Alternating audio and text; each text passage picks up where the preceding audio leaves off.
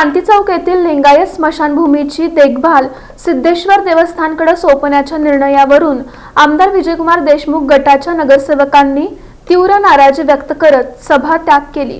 सोलापूर महानगरपालिकेची सर्वसाधारण सभा महापौर विनायक कोंड्याल यांच्या अध्यक्षतेखाली पार पडली। सभेत पूर्व भागातील शांती चौक येथील लिंगायत स्मशानभूमीची देखभाल सिद्धेश्वर देवस्थानाकडे सोपवण्याचा प्रस्ताव मांडण्यात आल्यानंतर काही काळ चर्चा झाली। महापालिकेने यापूर्वीच सिद्धेश्वर देवस्थानला पत्र देऊन या संदर्भात प्राथमिक प्रक्रिया सुरू केली होती। तसंच देवस्थान पंच कमिटीचे अध्यक्ष धर्मराज काडादी यांच्याशीही चर्चा झाल्याचं सभेत स्पष्ट करण्यात आलं। या पार्श्वभूमीवर महापौर विनायक कोंड्याल यांनी हा प्रस्ताव एकमतानं मंजूर केला। मात्र या निर्णयाला आमदार विजयकुमार देशमुख यांच्या गटातील नगरसेवकांनी विरोध दर्शवला। त्यांच्या मते संबंधित स्मशानभूमीची देखभाल बृहन्मठ होडगीमठ यांच्याकडे सोपवण्यात यावी। या मागणीवर प्रशासनानं योग्य विचार न केल्याचा आरोप करत त्यांनी सभागृहात गोंधळ घातला। जेव्हा 4/7/2025 ला आयुक्तांकडून देवस्थानला आमदार विजयकुमार देशमुख यांच्या मते हा प्रस्ताव देण्यात आला, त्याच्यावरती देवस्थाननी 1.5 एकर जागा कमी पडेल ती वाढून 3 ते 5 एकर मिळावी असं परत उत्तर दिल्यानंतर त्याच्यावरती ठराव झाला, जो 171 क्रमांकानुसार 12/8/25 रोजी झाला की शांती चौकातील हिंदू स्मशानभूमीसाठी आरक्षित असलेल्या जागेतून लिंगायत स्मशानभूमीसाठी 2 एकर जागा ती देण्यात यावी, ज्याचं उत्तर 5/12च्या करारपत्रामधून मंजुरीसाठी काढण्यात आले होते।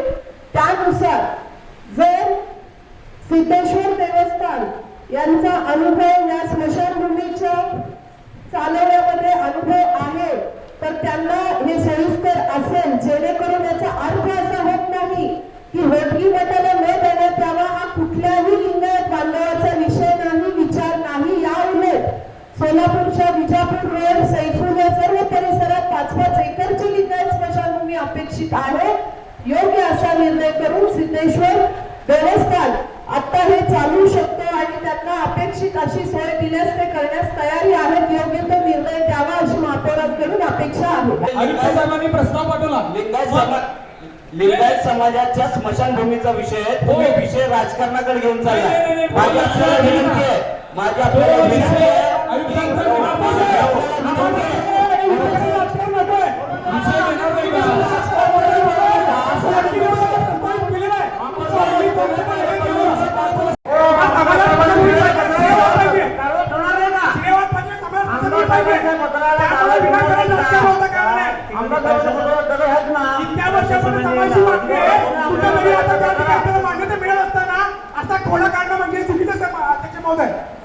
इतक्या वर्षापर्यंत समाजाची मागणी आहे, त्याला कुठेतरी मान्यता मिळते आणि आड काढली तर कोणी आणत नसेल तर हे चुकीचा अध्यक्ष विजयकुमार देशमुख साहेबांनी ज्या वेळेला पत्र दिलं होतं महापालिका इलेक्शनच्या अगोदरपासून आपण याला पाठपुरावा करत आहे। त्या संदर्भामध्ये आयुक्तांनी देखील 2 बैठका घेतल्या होत्या। त्यांच्या म्हणण्यानुसार या संस्थेला भूमी मालमत्ताकडनं पत्र व्यवहार केला होता का नाही याचा खुलासा त्यांनी करावा। त्यांनी पाठवलेला विषय किंवा आमदार साहेबांनी विषय घेतला पाठवलेलं पत्र याला तुम्ही केराची चोपडी दाखवणार आहेत का, मला तुम्हाला सवाल आहे, त्याचा खुलासा त्यांनी करावा। स्मशानभूमीच्या अनुषंगाने सोलापूर महापालिकेमार्फत श्री सिद्धेश्वर देवस्थान यांच्याशी संपर्क केला होता। त्यांनी आम्हाला सुरुवातीला याविषयी संमती दर्शवली होती। त्यानंतर डिसेंबरमध्ये त्यांनी जेव्हा दावा घेतला आणि ऑगस्ट महिन्यात सुद्धा पुन्हा आम्ही त्यांना संपर्क केला होता। त्यांनी एका बैठकीची मागणी केली होती। बैठकीत त्यांनी पत्रात नमूद केलं की आम्ही करायला तयार आहोत।